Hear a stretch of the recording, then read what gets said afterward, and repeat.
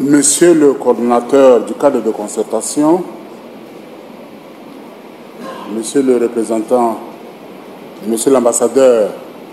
de l'Union européenne en République centrafricaine, Madame la représentante spéciale adjointe de Monsieur le secrétaire général des Nations Unies en République centrafricaine, Mesdames et Messieurs les conseillers électoraux de la coordination du cadre de concertation, Mesdames et Messieurs les commissaires électoraux, honorables députés, Mesdames et Messieurs les leaders et représentants des partis politiques, des organisations de la société civile et des pouvoirs publics, Mesdames et Messieurs, chers participants. C'est pour moi un devoir, mais également un honneur renouvelé de prendre la parole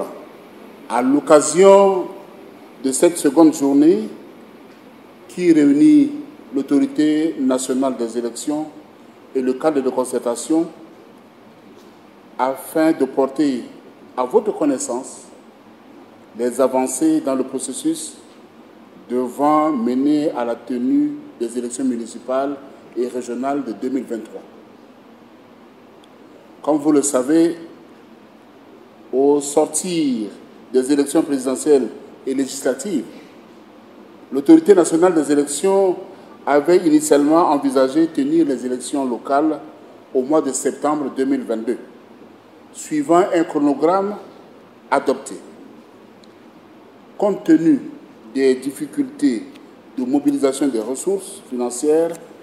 auxquelles elle s'est confrontée, le chronogramme a été revu pour tenir compte de cette réalité.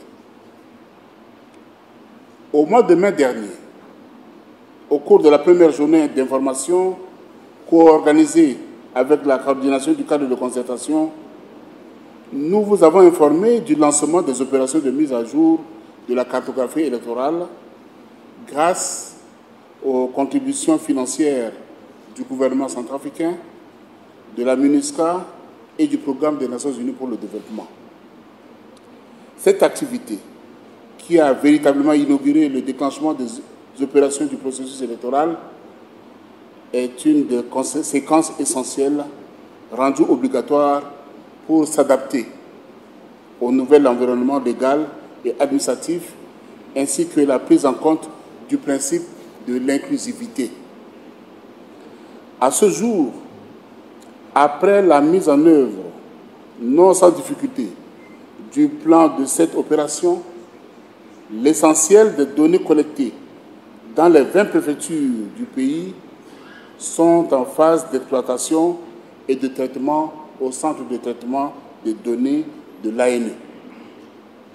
Je voudrais saisir cette opportunité pour remercier l'ensemble des autorités politico-administratives et locales, les députés, les personnes aux ressources mobilisées, les responsables des unités des forces de défense et de sécurité, des forces armées centrafricaines,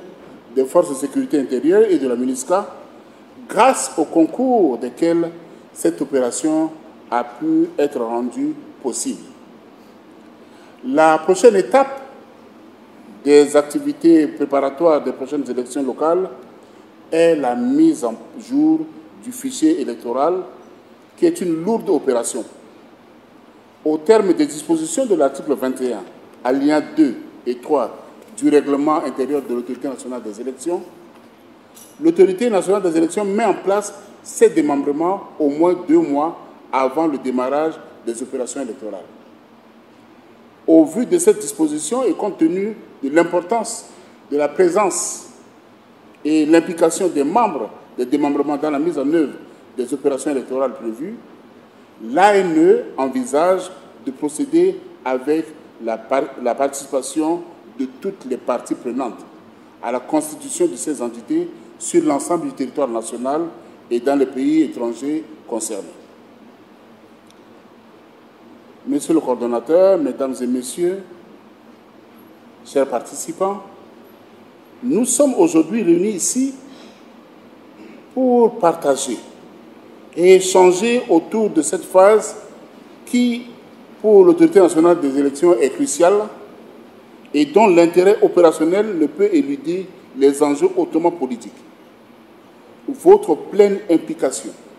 sera gage du succès et de la crédibilité assignée au processus de désignation des délégués électoraux, membres des démembrements, appelés à servir la nation avec abnégation et patriotisme. À la prise de fonction de la nouvelle équipe de l'autorité nationale des élections en 2020 et au cours des scrutins passés, de nombreux griefs ont été portés à l'encontre de certains membres des démembrements. Nous avons dans la salle des témoins de ces griefs qui sont venus nous rencontrer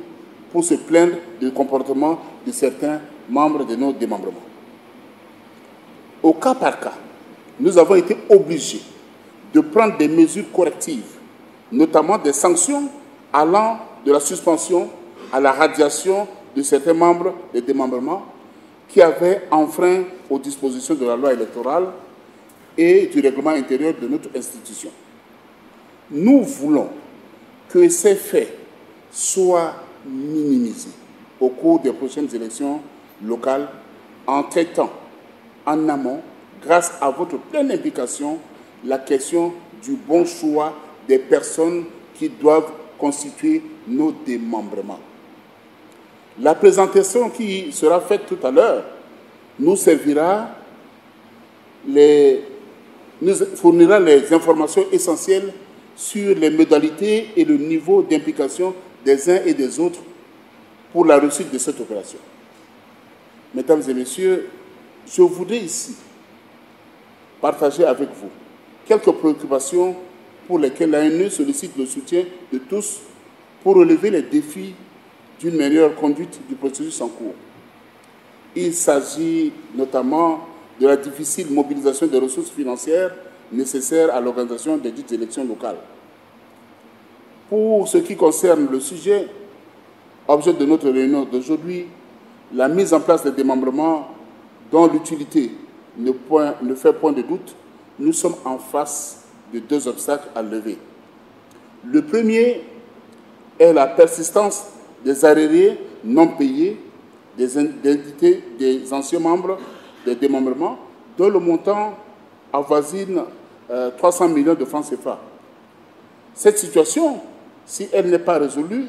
constitue un risque qui peut impacter l'opération envisagée dans les prochaines semaines. Le deuxième est la provision budgétaire pour la prise en charge des nouveaux démembrements qui seront mis en place pendant la période électorale projetée. Sur cette question, l'autorité nationale des élections veut compter sur l'implication du cadre de concertation afin qu'un plaidoyer approprié soit développé auprès des institutions nationales et des partenaires techniques et financiers en vue de la mise à disposition des moyens matériels et financiers nécessaires à l'accomplissement du processus électoral en cours. Monsieur le coordonnateur du cadre de concertation, mesdames et messieurs les commissaires, mesdames et messieurs, chers participants, c'est sur cette note d'alerte que je termine mon intervention en espérant avoir soulevé l'une des questions qui va alimenter nos échanges afin que des recommandations constructives soient envisagées pour favoriser un déroulement serein du processus électoral pour la satisfaction des populations de la République centrafricaine.